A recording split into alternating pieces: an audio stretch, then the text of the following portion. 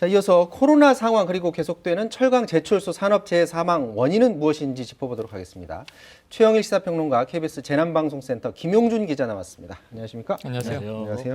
먼저 코로나 상황부터 살펴봐야 될 것 같습니다. 신규 확진자 수가 600명 이상. 근데 또 공교롭게도 숫자는 어제하고 또 같다고요? 맞습니다. 오늘 발표된 지난 0시 기준 어제 하루 확진자가 621명이요. 네. 1명이고요. 그리고 어제 발표된 숫자도 621명이었습니다. 그러니까 연이틀 똑같은 숫자인데요. 숫자가 같다는 것보다 지금 이번 주 들어와서 참 힘들게 수도권 사회적 거리 두기가 2.5단계에서 2단계로 낮춰지지 않았습니까? 네. 그런데 이 며칠 만에 사실은 다시 2.5단계에 해당하는 일일 확진자가 나오고 있다. 그렇다면 이거 상향해야 하는가? 이게 가장 큰 고민입니다. 지금 뭐 어제도 전해드렸었는데 최근에 이제 공장 이런 데서 집단 감염이 굉장히 많았다고 하는데 현재 상황이 설 연휴 여파를 지금 받은 건 아닌 상황인 거죠? 지금 뭐 설 연휴 이동량이 좀 증가했고 가족하고 친척 간에 좀 만남도 있었고 또 오늘 일부 발표에서 연휴 동안 있었던 그 감염 사례도 좀 소개가 되는 것도 있어요. 뭐 아직 이런 감염 여파가 본격화하기 전에 확진자가 좀 빠른 속도로 늘어나면서 벌써부터 이 4차 유행을 걱정하는 목소리가 좀 나오고 있습니다. 아무래도 지금은 그 특히 수도권 지역 사회에 이게 잠재된 이 숨어 있는 그런 잠복 감염이 아직도 퍼져 있는 것 같고요. 이 3차 대유행 이후에 이렇게 전방위적으로 퍼지는 이런 부분들에 있어서 특히나 젊은 층 그리고 대학생과 직장인들에 대한 감염이 계속 확산되고 있는 상황입니다. 뭐 우리가 그 수도권에서 특히 임시 선별 진료소를 통해서 숨어 있는 감염자를 찾으려고 노력을 많이 했지만은 아직 이렇게 지금 보시는 것처럼 수도권 위주 또 일부 충남 지역의 공장처럼 주요 집단 감염 사례가 계속해서 나오는 거는 점점 4차 유행을 벌써 걱정하는 목소리가 나오지 않을 수가 없겠구나 하는 그런 방증이 아닐까 싶습니다. 네. 자, 그렇다면 전문가는 지금 코로나 상황 어떻게 보고 있을까요? 대한예방의학회 코로나19 대책위원장 김호란 교수 전화로 연결하도록 하겠습니다. 안녕하십니까? 예, 안녕하세요.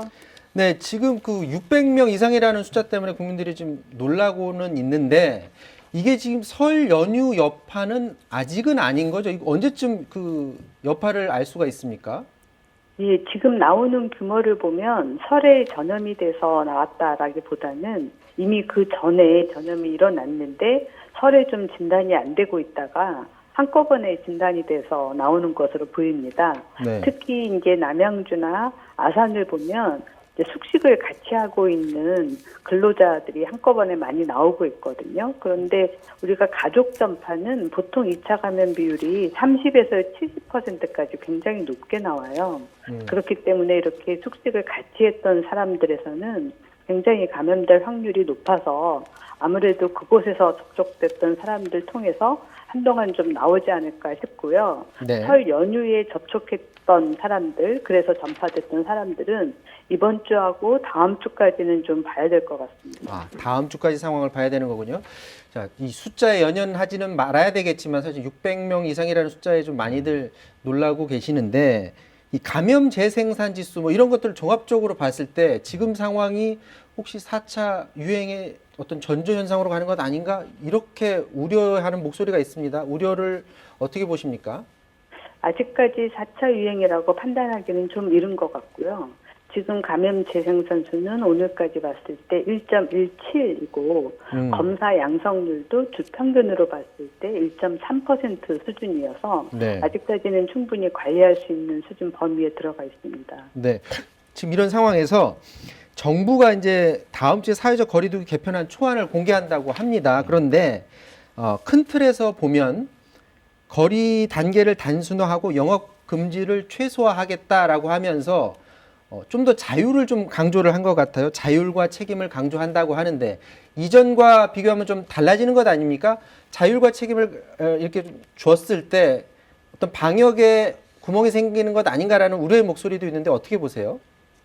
예, 그렇게 우려할 수도 있지만 우리가 1년 동안 방역을 해오면서 어떤 업종별로 집합금지라든지 영업금지를 하다 보니까 한쪽에서는 굉장히 피해가 큰데 또 그것으로 인해서 정말 그러면 환자 수를 줄이는 데 크게 기여했느냐 보면 직접적인 효과는 없었던 것 같고 어떤 면에서 5인 이상 집합금지라든지 이렇게 사람들에게 단순한 메시지를 주면서 접촉을 줄이는 것이 훨씬 효과가 있었다라고 평가를 하고 있습니다. 그래서 사람들에게 모임 규모를 줄이는 방식으로 단계를 변화하고 앞으로 올해 코로나 2년 차에는 특별한 업종별로 집합금지를 하는 것은 가급적 하지 말자 이렇게 생각하고 있습니다. 네, 자 백신 얘기해 보도록 하겠습니다. 이제 백신을 우리 국민들이 많이 맞게 되면 이제 아무래도 숫자가 줄어들 것으로 이렇게 기대는 되는데 아스트라제네카 같은 경우에 보면 고령층 65세 이상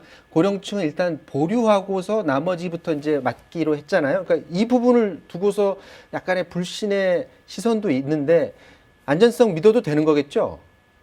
예, 이 부분이 참 소통이 어렵게 됐는데요. 사실 65세 이상 노인에서 보류한 것은 안전성에 문제가 있어서라기보다는 백신의 효과에 대한 정보가 아직 충분하지 않기 때문에 그런 겁니다. 네. 실제 안전성 부분은 충분히 확보가 됐고 또 중증으로 가는 것도 충분히 예방할 수 있다라는 결과까지는 다 나온 상황입니다. 네.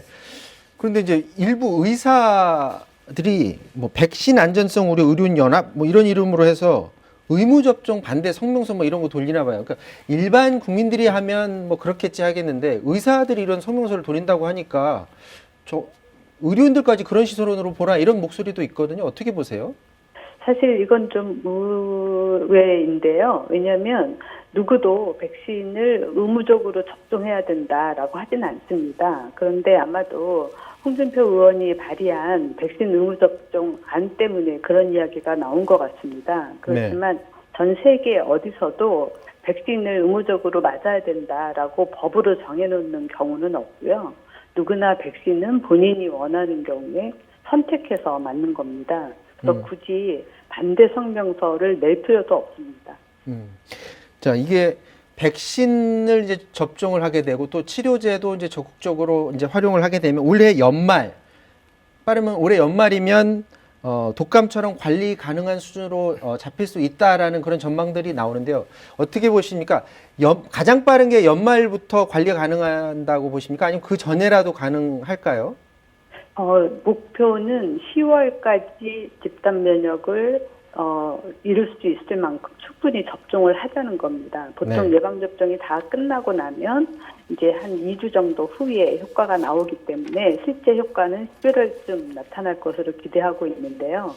왜냐하면 10월부터는 우리가 독감 예방접종을 또 시작해야 됩니다. 그래서 그 전에 코로나 백신 접종은 이제 웬만큼 다 끝낼 수 있도록 노력을 해보자 하는 거고요. 실제로 우리나라에서 확보한 백신의 양이나 우리나라의 의료 인프라 수준을 봤을 때 충분히 가능할 것이라고 생각됩니다. 네, 자 여기까지 하도록 하겠습니다. 지금까지 김호란 교수와 말씀 나눴습니다. 말씀 고맙습니다. 예, 고맙습니다. 자, 김용준 기자, 네. 그 요거 하나만 더 짚어보죠. 감염병법 위반해서 지난해 초에 그 신천지 교인들 위반해서 뭐 고발이 있었고 예. 이후에 이제 사법당국이 어떤 조치를 내릴지 관심이었는데 전원 무죄 판결을 받았어요. 예, 어제 그 신천지 과천 총회부부 소속 총무 9명 등 이제 전원 무죄 판결이 나왔습니다.